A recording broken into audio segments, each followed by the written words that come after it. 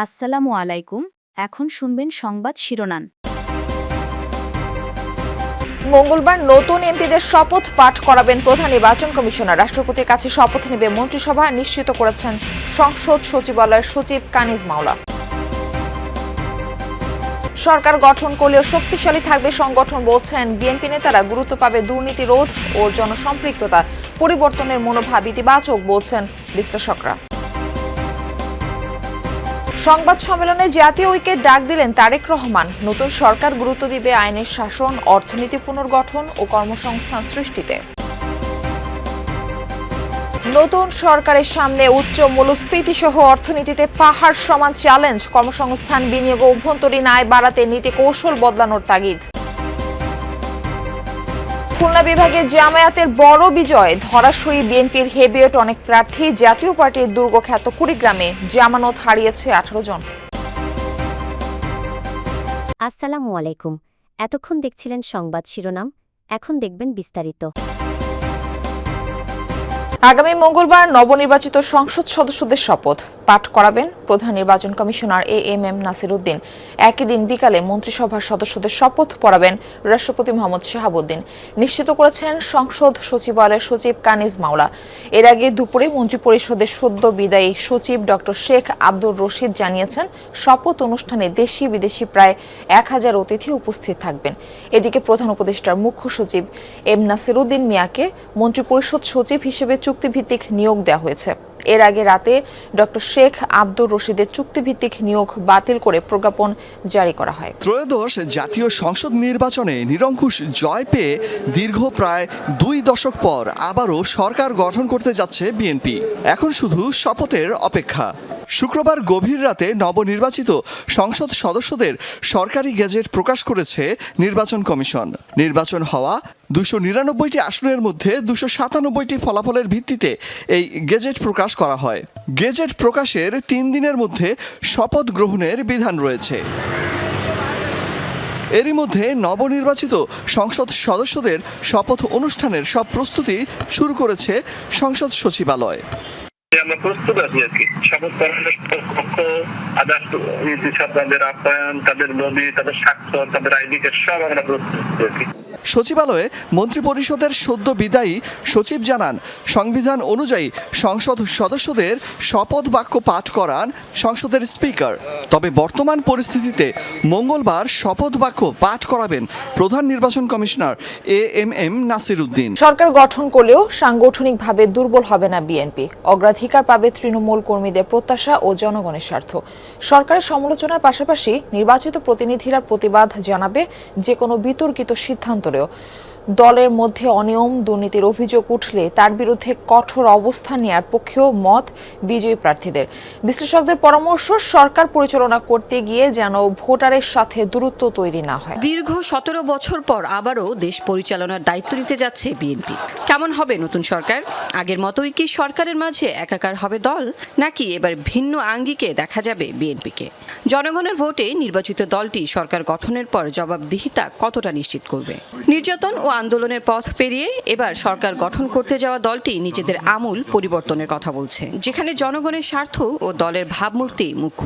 এই দুটি অংশ থেকে নিজেদের বিচ্ছিন্ন করতে চান না জনপ্রতিনিধিরা। বিএনপির পরিবর্তনের মনোভাবকে ইতিবাচক হিসেবে দেখছেন বিশ্লেষকরাও। ভোটারের মনস্তত্ত্ব বুঝে সিদ্ধান্ত নেয়ার পরামর্শ তাদের। বিএনপি যে ধরনের রাজনৈতিক দল, বোঝা যায় যে এত বিদ্রোহী প্রার্থী, তার মানে দলের মধ্যে ওই সংহতিটা নাই আসলে। তো এটা বিএনপির জন্য একটা সমস্যা। বিএনপিকে যদি পরবর্তীতে পাওয়ার পলিটিক্স করতে হয়, তাদের দলটাকে অনেক বেশি সংহত করতে হবে। এবার দেশ গড়ার পালা। যে কোনো মূল্যে বজায় রাখতে হবে দেশের শান্তি শৃঙ্খলা। প্রতিবেশীদের সাথে সম্পর্ক হবে পারস্পরিক স্বার্থের ভিত্তিতে। বিপুল ভোটে বিজয়ের পর প্রথমবার সংবাদ সম্মেলনে এসে বিএনপি চেয়ারম্যান তারেক রহমান এমন মন্তব্য করেছেন। জাতীয় ঐক্যের ডাক দিয়ে ভোটে পরাজিত রাজনৈতিক দল, প্রশাসন ও দেশবাসীর সহযোগিতা চান। আইনের শাসন, অর্থনীতি পুনর্গঠন, কর্মসংস্থান ও সংস্কার বিএনপি সরকারের নীতি হবে বলেও সংবাদ সম্মেলনে জানান তিনি।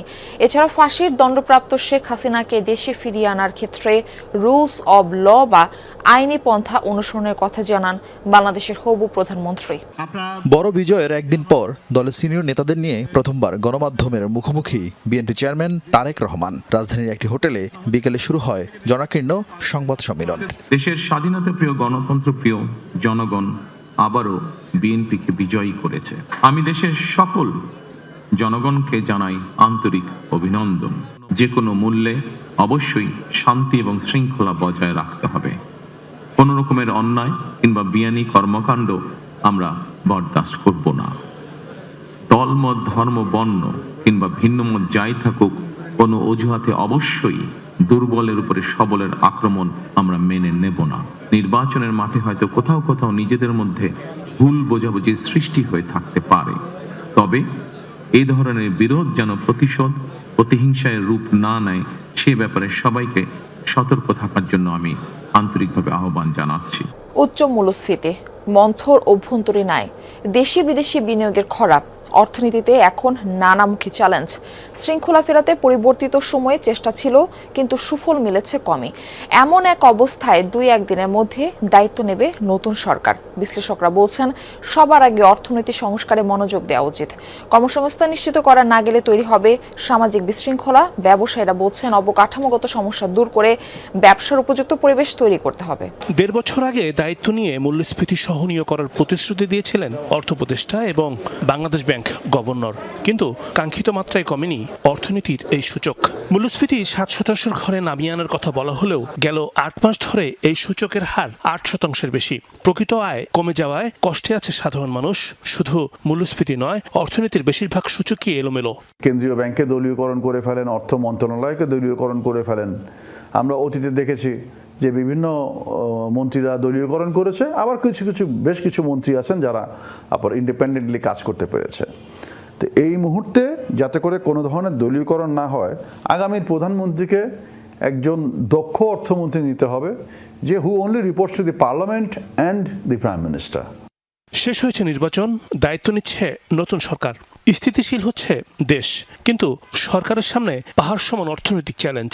নতুন বিনিয়োগ নেই বললেই চলে, কমেছে শিল্পের উৎপাদন সক্ষমতা, হচ্ছে না কর্মসংস্থান। কথাবার্তা হচ্ছিল যে আসলে রাজনৈতিক সরকার ক্ষমতা এলে তখন বোঝাপড়ার ভিত্তিতে নীতি কেমন হয় সেটার ভিত্তিতে আসলে বিনিয়োগ আসবে বিদেশ থেকে, কিন্তু আমরা কিন্তু সেরকম কোনো নির্বাচনী ইশতেহারেও আসলে এই নিয়ে পরিষ্কার কোনো নির্দেশনা আমি কিন্তু কোনো বড় রাজনৈতিক দল বা জোটের কাছ থেকে পাইনি। ত্রয়োদশ জাতীয় সংসদ নির্বাচনে খুলনা বিভাগের 10 জেলায় 36 আসনের মধ্যে 25টিতেই জয় পেয়েছে জামায়াত।